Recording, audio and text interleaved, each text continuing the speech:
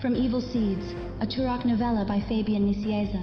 This story takes place after the death of Primagan and was released on the official Turok website from December 16, 1998 to April 1, 1999.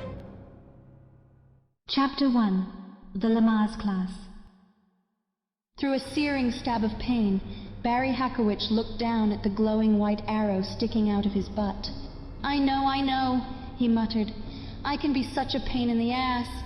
With those words, Barry fainted. Not normally a young man able to tolerate much pain to begin with. Barry might have endured the sting of a normal arrow wedged into the scrawny white flesh of his rear end, but not one of Turok's neuropathic arrows.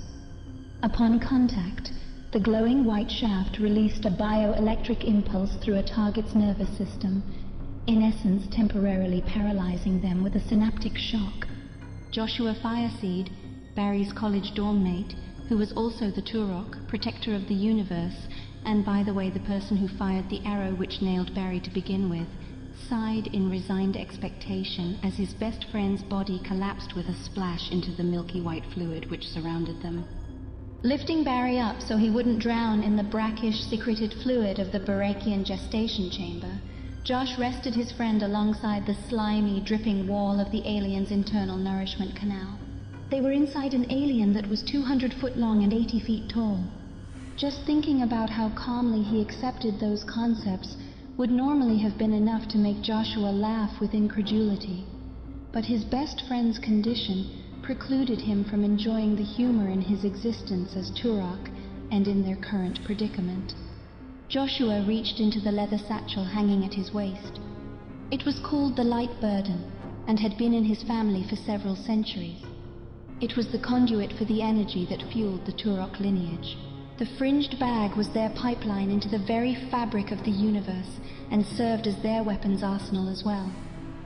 The loose, worn satchel appeared empty, but as the young Saquin's fingers brushed the empty air just inside the Light Burden's raised flap, a soft wind whispered from within the bag's void. A faint noise filtered through the air, like the jingling of bells, and a scent, a hint of leaves and pine needles, softly cut through the overwhelming stench of the fluid around them. Turok pulled out a second neuropathic arrow from within the bag.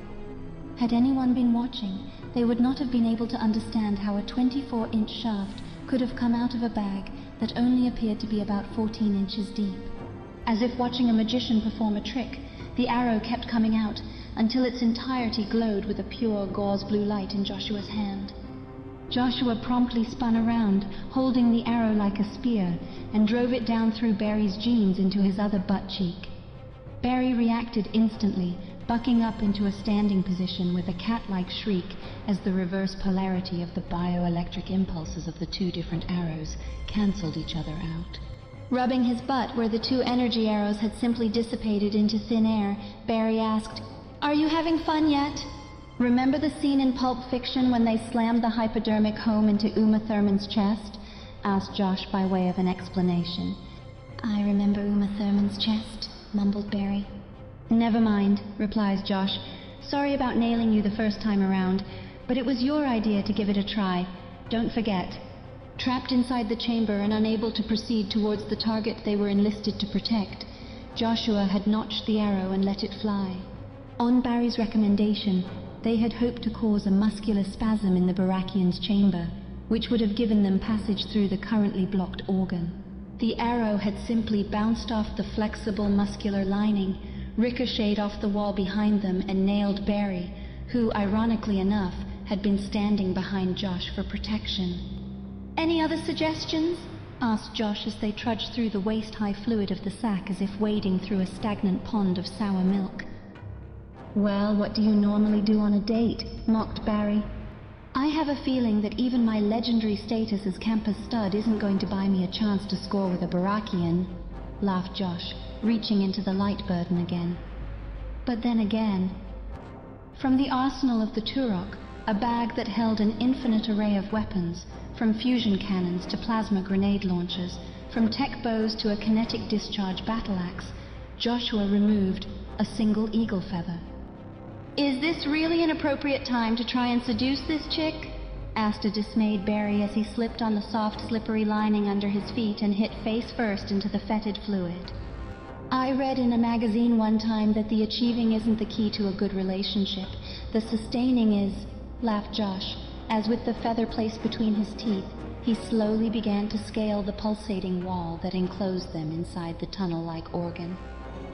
Gripping muscular fibers and vein clusters along the membrane womb, Turok reached the opening of the muscular valve, which was sealed tight about 15 feet over them. He looked down at Barry and said, "Now tell me again what should happen if this muscle flexes and opens up." "Well, I'm pretty sure it should just stay open, allowing any necessary nutrients to enter the conduit tube leading deeper into the body," replied Barry to a hollow echo. "And this tunnel leads directly into the thing we're here to help?" asked Joshua, knowing the answer based on the debriefing they had before even undertaking the mission, but still needing to hear it in order to ground this ridiculous venture into some semblance of reality. "Yep," said Barry succinctly. "Thanks for the detailed response, Mr. Science," muttered Josh as he reached forward with his hand holding the eagle feather. Feeling like an idiot, Joshua softly ran the feather over the sealed valve and tickled the muscle. From below, Barry called out, "Don't you usually whisper sweet nothings into her ear?" "Shut up." He moved the feather up and down the 6-foot-long seal in the membrane wall, hoping it would stimulate a reflexive response. Slowly, the muscle relaxed. It loosened slightly, as Josh felt a rush of warm air brush up against his face. It smelled horrible, like waking up face down on a carpet the morning after a frat party. "I think it's working," said Josh. Barry looked around as the fluid began to rise around him. Whereas it had been waist-high, the milky substance now had reached his chest. It must be because her body is reacting to it, preparing to provide a feeding, maybe. Josh kept tickling the partially open muscle, and then he realized something. The warm air had come from behind him. That meant whatever was on the other side of the valve was sucking in from where they were. Barry, the chamber we're inside now builds a fluid which is used as food, right?" "Uh-huh." "And the fluid level is rising down there, right?" "Uh-huh." "And that means whatever is in here is going to go down there, right?" "Uh-huh." Then the muscle valve suddenly opened with a jarring, wrenching sound, as if a wet bath mat were being pulled up in front of Josh's face. A sucking vacuum tugged at Joshua furiously. His beaded wooden reed breastplate flapped forward at a horizontal angle. The fringes on his cougar skin leggings over his jeans fluttered like handlebar streamers on a child's bicycle, and his shaggy black hair, previously matted to his face from the damp humidity inside the womb, slapped up and down against his face. Joshua's reflexes saved him from being drawn into the dark tunnel before him as he wedged his hands against the opening which lined the valve. His feet, clad in leather combat boots, found a firm foothold along the rubber band consistency of the muscular lining. Milky white fluid began to slap at his back in increasingly growing gushes. "This is not good," he called out to no answer. "Barry?" No answer. "Barry?" He tried to look behind him against the surging wind that whipped against his face, only to see his best friend caught in a rising tidal wave of fetid white liquid. Barry's head rose above the rushing, swirling pulse and said, "Glub!" That was the last thing Joshua heard before he was slammed by the force of the flood, followed by a pounding hit from Barry's contorted body. The pressure from both was enough to force Joshua to loosen his grip. The two young men were pushed forward into the darkness. Drowning in the thick fluid and heading deeper into the unknown, Joshua wondered how they had gotten into such an incredible predicament to begin with. Blackness encroached on his consciousness. As he ran out of breath, his mouth opened up. Fluid rushed into his lungs, and that's when Joshua passed out. End of chapter. From Evil Seeds, a Turok novella by Fabian Nicieza.